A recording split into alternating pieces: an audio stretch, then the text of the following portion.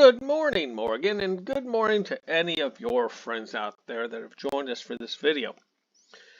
And today we're going to talk about multi-threading, but I like to think of it as multitasking.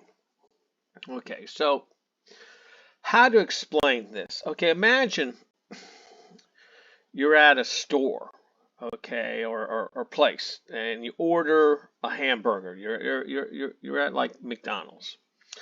And so you order your hamburger, the guy takes the order, and then he goes and he makes the hamburger and brings it back.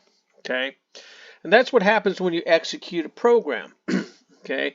It goes in to the system, and then the system does what it does. Okay? But in multi-threading is like, okay, you're at a McDonald's, but there's 4 people now. And all the 4 people work together to make your hamburger. And as you can imagine, they can make that hamburger a lot faster. And that's what multi-threading is. It's when 3 or 4 freaking dudes are running around in the background. Okay, they call it multi-threading because the program logic is broken into different threads. And it runs, and then it all comes back together at the end. Okay, or multitasking. You have different instances of tasks being performed at the same time that all come back. Anyway, with that said, let's get this reading done, and then we'll take a look at the sample code. Multi-threading. Threading is a technique for decoupling tasks which are not sequentially dependent. Threads can be used to improve the responsiveness of applications that accept user input while other tasks run in the background. A related use case is running I/O in parallel with computations in another thread. The following code shows how the high-level threading module can run tasks in background while the main program continues to run.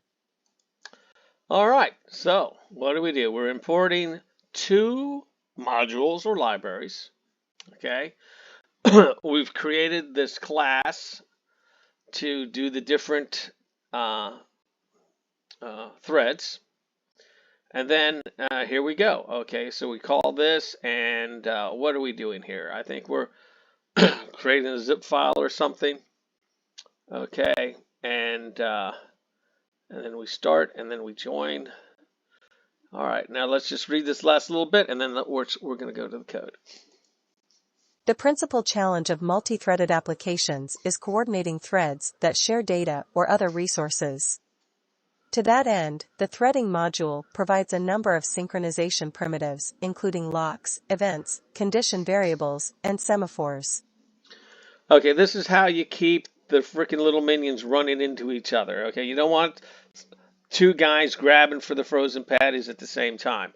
Okay, and by putting locks and events and conditions in it, it's just a way of like going like, oh, look. I can't do that. I can't go into the freezer because somebody's already in there, so I have to wait. I'm locked out of the freezer. Oh, I have to wait for what's his name to get the cook, the stove heated up before I can do anything with that. That sort of thing. That's what they're talking about here. While those tools are powerful, minor design errors can result in problems that are difficult to reproduce. So, the preferred approach to task coordination is to concentrate all access to a resource in a single thread and then use the queue module to feed that thread with requests from other threads.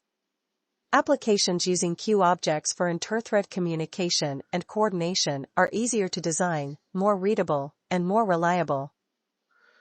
All right, for that to make sense, you're going to have to actually do it.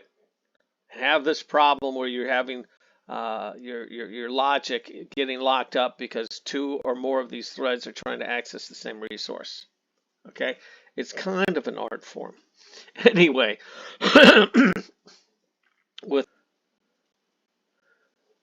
and here we are in the code, my sample code. I call it multitasking because that's what I think about it.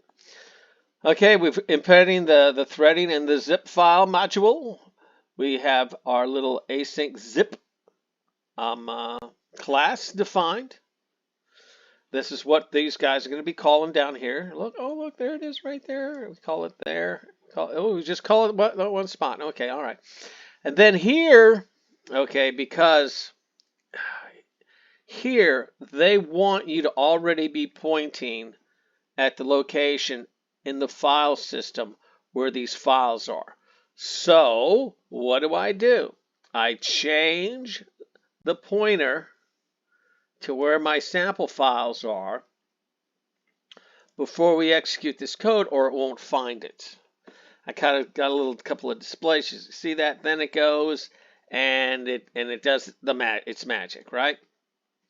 And with that, we're going to run this code and we're going to go look at the output.